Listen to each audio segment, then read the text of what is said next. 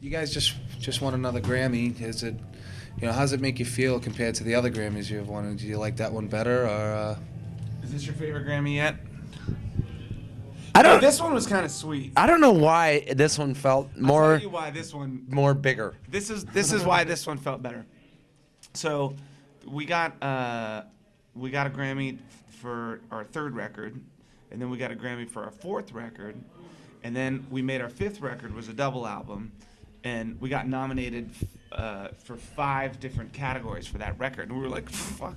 5, that's like Justin Timberlake shit, this is great. We lost all of them. Didn't get nothing. We went, we got Donut. the suits and we did the red carpet. Duncan. Nothing. Didn't win any of them. Wenchels.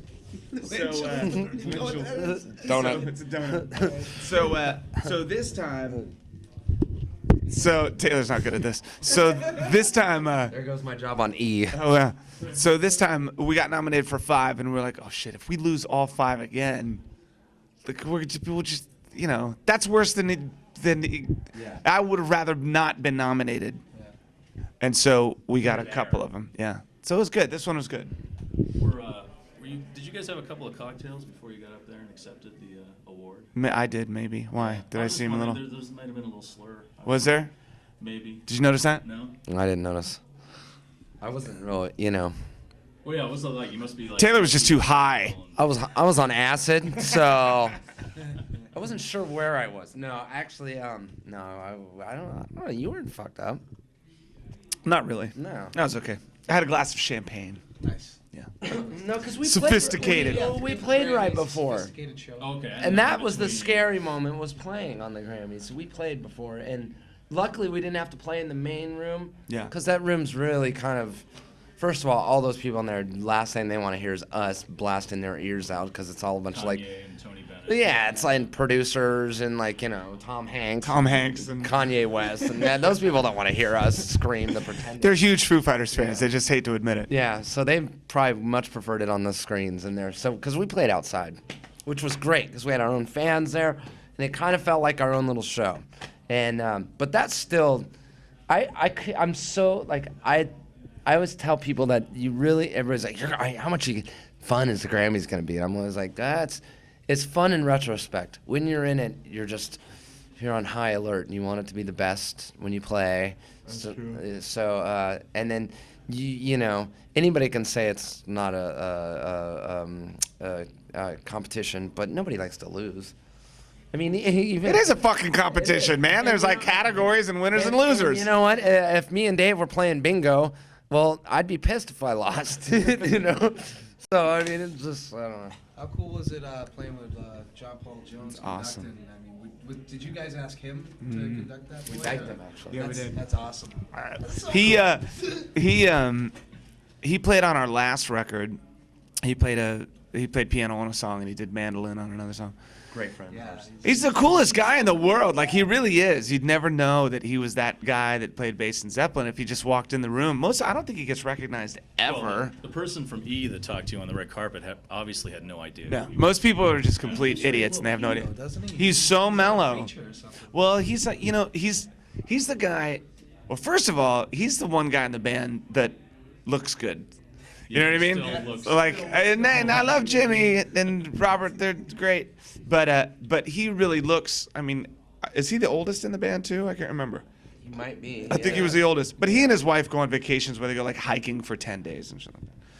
So, but he's just such a good guy. Not only that, though, he's the biggest fucking smartass on the planet. He is the smarty pants. Oh my God! He makes fun of I was everybody. sitting next to him at the Clive Davis Awards, and there was all these performers, and I'm not going to mention any, but he was just ripping them apart. And I can't imagine what he was saying when we were on stage playing. Oh yeah, that's great. Yeah. Sort of. Yeah, he never gives it up, too. He never's like, God, you guys are great. At one of those Clive Davis parties, I was sitting next to him, and Clive was making the speech, and he was introducing some artist. I don't know who it was. And he goes, "How many of you know what it feels like to have your debut album go to #1?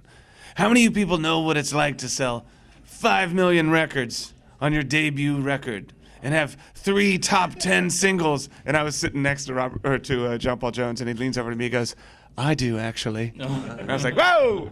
Nice. Yeah, he's a good guy. I want to ask you about Echoes. Did you guys do the whole record it listen to it and then go back and re-record it? No. No, No, not they this didn't do time, that? No. We did it all live in like half a week too. Yeah, right. Awesome. No, this is the first time we didn't scrap it. Every other album we would record at least once and throw it away and then do it again. I think the cat who produced this record, Gil. First of all, we kind of had our shit together a little bit more than usual. Dave, had the songs pretty mapped out, and we did a bunch of demoing before. But this guy, he's like Nick Raskulinix, who did the last couple records with us, is a great producer and a great cheerleader for us, and he really gets good performances out of you, and he's also a really great engineer. But it was just a different feeling. Gil's a lot older than us. It's like a sort of like when we weren't allowed to smoke in the control room. It was just a whole different Huge experience, the bands he's produced. Yeah, of course, yeah. And it was kind of like going to, not in a bad way, but like going more to work in a way. Like, okay, time for your tracks, boys. All right, can we have another one? But with Nick Raskulinix, our buddy, it's like shooting the fucking shit. So maybe that's the reason. I don't know. Well, final question. What's next? I thought he was supposed to ask the questions. Oh, can I ask one? Is that cool? It's all good, man.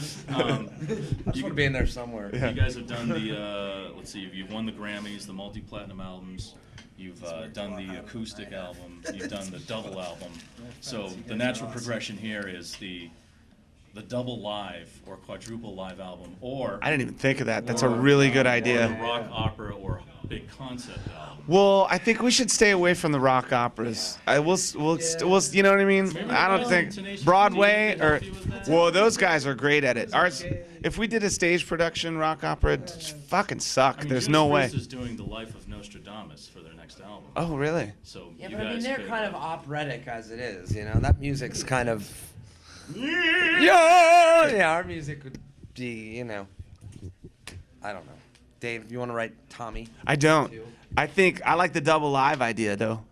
Yeah. We were thinking that we had this conversation that maybe what we could do is the next album, we'd write it and rehearse it, get it all together, and then we'd play at this place in Malibu, the Malibu Theater, which is also a recording studio. It's like this theater that holds 500 people, but it's also a recording studio.